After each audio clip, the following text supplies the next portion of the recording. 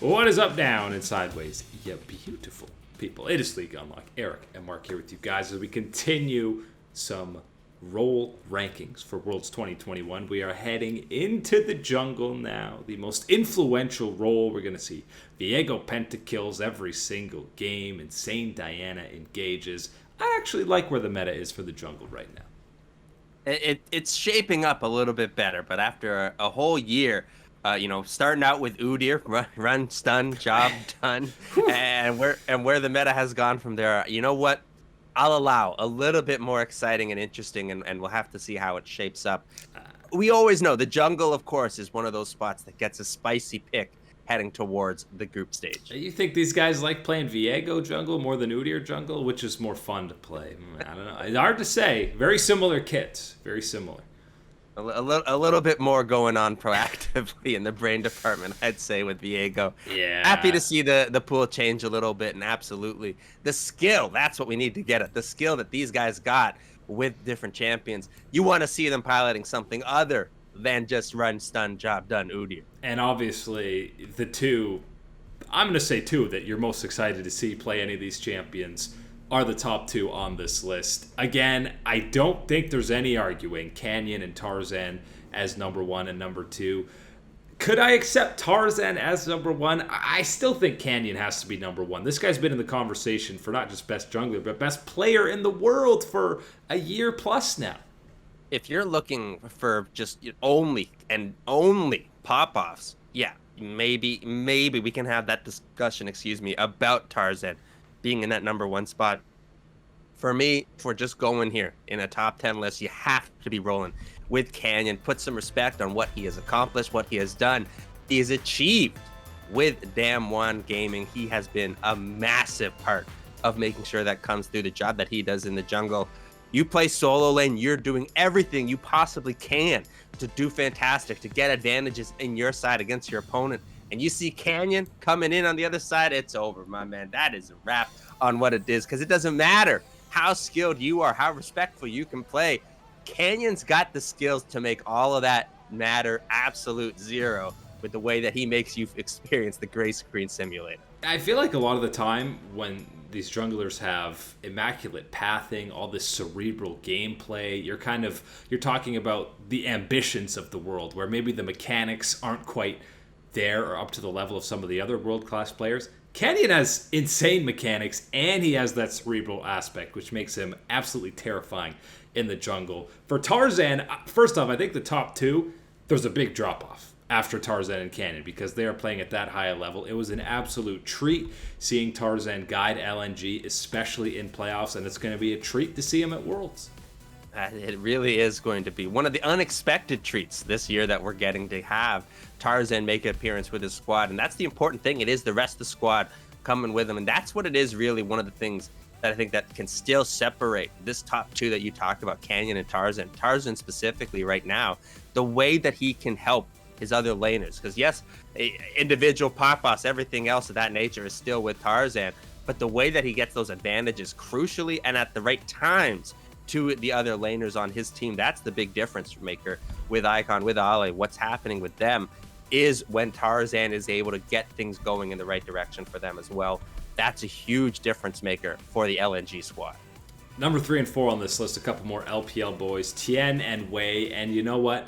I will accept if you saw the finals for FPX that you maybe dropped Tien to that number 4 spot instead of number 3. But he had such a good split and playoff run up to that point. Right, and nothing we have seen from Tien would lead you to believe that that is a situation of, oh, the stage was too big. We're looking at a world champion and someone that has been able to step up at various times in crucial matches in the LPL before. Not worried about that, but yes, there is no way to ignore how bad that performance was, but these type of things happen when you're playing on the knife's edge that these junglers are, the way that they are sometimes to try and get those advantages for their teams. Tien is one of those ones. We just talked about how Tarzan would bring advantages to his teammates. Tien is fantastic at facilitating that synergy between the rest of the team. All those lanes, any role, it doesn't matter. Tien is helping out for FPX. And it's same with Wei, and how Xiaohu has looked so damn good all years because he's had this little pocket wave throughout the entirety of the year and has consistently been one of the best junglers. We saw it at MSI. We've seen it throughout the LPL as well. So Wei and Tian definitely deserving top 4 nods. 5 and 6 are the EU boys, Inspired and Elyoya. I know Mad Lions kind of embarrassed Rogue in some of these playoff matches, but despite how things ended for Rogue, Inspired is still absolutely in the conversation for best jungler in the LEC and honestly best player in the LEC. If you've watched the LEC for longer than a year, you don't need to hear what we're going to say about Inspired and Elyoya. You've seen it. You know the greatness that these players have, the potential that they have, and are excited to see them show it off once again at an international stage for Inspired to get the opportunity. These type of things, they all matter.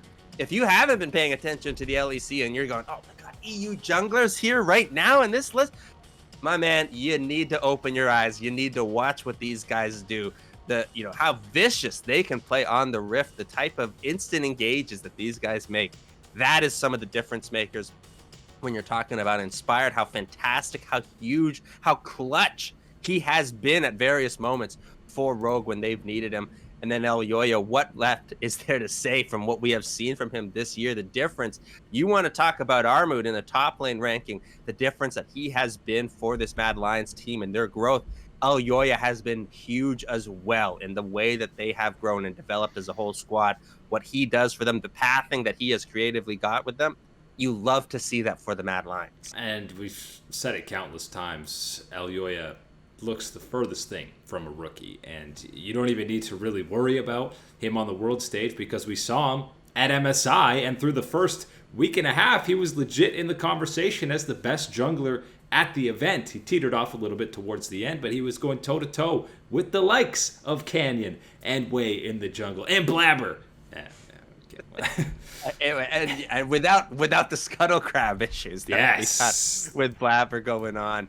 And as well, one of the things that is important to mention specifically with Elyoya, the form that he has been in throughout the LEC playoffs and the difference that he made for the Mad Lions, that is a huge X factor in their favor that I'm looking at right now. The form that he's going to be going into this event, the confidence that he should have individually and with his team, that is an extra bonus for the Mad Lions. And luckily for EDG, they have confidence renewed in JJ after getting benched in their first playoff loss.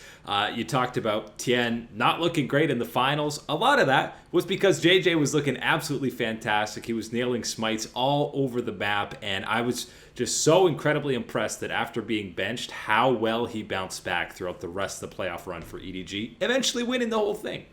He went backstage. He talked to Papa Clearlove, my man. That was the difference. Getting some hype, getting some pep talk. Gonna need it heading towards the World Championship for EDG because, yes, JJ is one of those vital, crucial parts for the team and how they operate, because as much as the attention and praise goes towards players like Scout, Viper in the bottom lane, talking about Flandre in a top lane, the role that JJ plays and the way that he helps facilitate a lot of things for these laners makes a difference for EDG in the way that they're able to function smoothly, transitioning from different phases of the game and not being far behind, making sure that they're the ones with advantages or pushing pace when they want to. JJ plays a massive role in that for EDG, and I don't think gets enough credit when we do talk about these big names and the role that they play as well for the team. It's hard when you have Scout and Viper on that squad, and even Mako to some degree kind of stealing all the headlines. The bottom 3 on this list might be the most contested. I know people are going to say Clit doesn't even deserve to be on this list because whatever reason a lot of people seem to hate Clit. I don't know why. All the T1 fans might say Owner should be even higher on this list, which I mean, I think putting him in the top 10 is generous enough. And then Closer in at 8. I know, another NA on this list. Everyone's going to lose their mind, but did you watch him in the finals? Did you watch him throughout the split? Because when he was playing well, he was the best player in NA. Anybody saying Closer, NA, yuck, oh, no, thank you. My man, he's going to come through with a Lee Sin kick at your front door and knock you out of your seat is the way Closer plays the game. Yeah, you said it. You can be, you know what, You shouldn't be, but I can say you can be excused for not watching any of the LCS playoffs or the LCS finals. You absolutely did miss out on a masterclass coming through from closer, a jungle diff if you've ever seen one, the way that he is able to play and was able to execute on the day. Even with 3-4 bans getting thrown at him, it didn't matter. Didn't matter. My man didn't care. He said, bring on a fifth one if you really want it. I'm still going to be able to handle things. And he did just that for 100 Thieves. He's been so big for them even before the big turnaround, the big, jump around at Summer Split with Abadage joining the team. Even before then, he has had that ability to pop off in these nature and carry things for 100 Thieves to a level a lot of junglers just simply are not able to do or can't execute on for their teams. Closer has been able to do that. I think what we're really going to see put to the test at this year's Worlds is, can these players from the TCL, from EU, can they break the NA curse of choking internationally? Because is the NA fully in their blood yet? We'll have to see. Yeah, there's nothing more than NA eSports than relying on other regions' players to help save us, lift us out. 2 Americans and 1 Canadian taking part in the World Championship from the LCS. That's it for Jungle Rankings today. Eric and Mark here with you guys as always. Thanks for hanging. Catch you on that flippity flip.